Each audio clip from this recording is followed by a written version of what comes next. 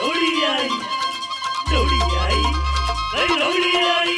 ओ सुंदर मुंदर ये है ओ तेरा कौन बेचारा, ओ दुल्ला पट्टी वाला दुल्ले दी धी ब्याही, ओ सारे दियो बधाई ओ लोहड़ी आई। लोहड़ी दा त्योहार मनाओ रल मिल के, लोहड़ी दा त्योहार मनाओ रल मिल के, अज सारे नचो हसो गाओ रल मिल के। लोहड़ी दा त्योहार मनाओ रल मिल के, अज सारे नचो हसो गाओ रल मिल के, अज सारे नचो हसो गाओ रल मिल के।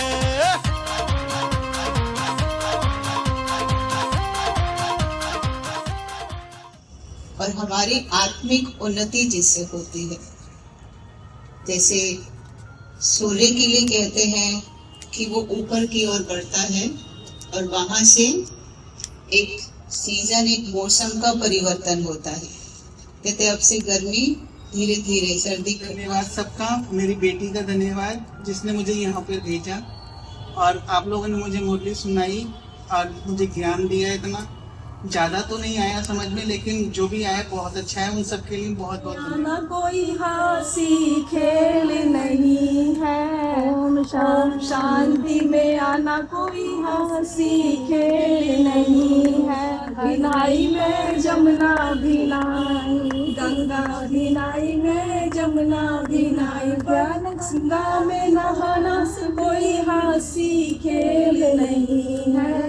ज्ञान गंगा में नहाना कोई हंसी खेल नहीं है। एक माँ बाप के जैसे बहुत बच्चे होते हैं, उनमें एक नालायक भी होता है जिसपे कि माँ बाप की विशेष कृपा होती है। तो मैं वही नालायक हूँ जिस पर बाबा की विशेष कृपा रही है, जो मैंने बचपन से तक महसूस किया है और आगे भी रहेगी, यही मेरा विश्वास है।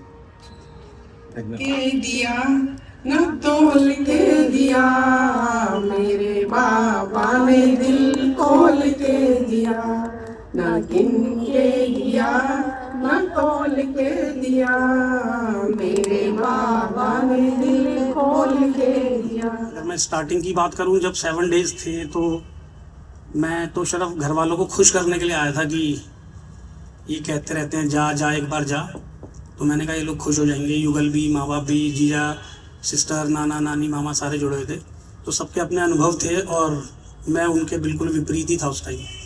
और विपरीत में भी एक दायरा होता है कि कुछ बच्चे घर से नालायक होते हैं, बाहर लोगों के लिए अच्छे होते हैं, या बाहर के लिए बुरे होते हैं, लोगों के लिए अच्छे। तो मेरा तो सिस्टम ही बिल्कुल उल्टा था, मैं सिर्फ अपने लिए अच्छा था और सबके लिए ख़राब ही था। तो एक बार मैं आया दीदी के पास, तो दीदी ने बोला कि आप भाई जी कल से क्लास ज्वाइन करो। तो मैं आया, एक दिन की क्लास ली और फिर ड्रामा करके छुट्टी कर ली। फिर घर का प्रेशर, फिर जब मैं आया 7 डेज़, तो उन दिनों ना मेरे ना साइटिका का पेन था और मैं तकरीबन 5-7 हॉस्पिटलों में दिखा चुका था और बहुत सारी थेरेपीज़ भी करवा ली थी। मैंने कहा वहाँ जाऊँगा ना बैठ पाऊँगा ना योग कर पाऊँगा। फिर भी मैं एक दिन चला गया, पहले दिन की क्लास थी और क्लास ली। 7 डेज़ का कोर्स कब ख़त्म हुआ और साइटिका का पेन कहाँ गया वो तो खैर नहीं पता चला। और उस टाइम पर कई चीज़ें ऐसी थी, रेगुलर ड्रिंक दिन में भी रात में भी, तो 1 महीने तो पता ही नहीं चला कि वो महीना ही कब निकला। और उसके बाद फिर ज्ञान ऐसा लगने लग गया कि मुरली ऐसी हो गई कि एक दिन की भी छुट्टी नहीं, उसके बिना लगता ही नहीं था कि सुबह से शाम कोई और काम भी है डेली का। योग और योग का भी ऐसा हो गया था कि सोऊंगा और शायद ना उठ पाया तो 8-7 दिन तो लगातार सोया ही नहीं कि योग करूंगा तभी सोऊंगा, कि योग मिस ना हो जाए, 4 से 5 ना निकल जाए। और मैं बाबा की मुरली डेली सुनती हूँ। मैं कहीं बाहर नहीं जा सकती, तो सिर्फ मेरे 2 नियम है कि अमृत वेला करना है और बाबा की मुरली सुननी है, वो मैं कभी छोड़ती नहीं।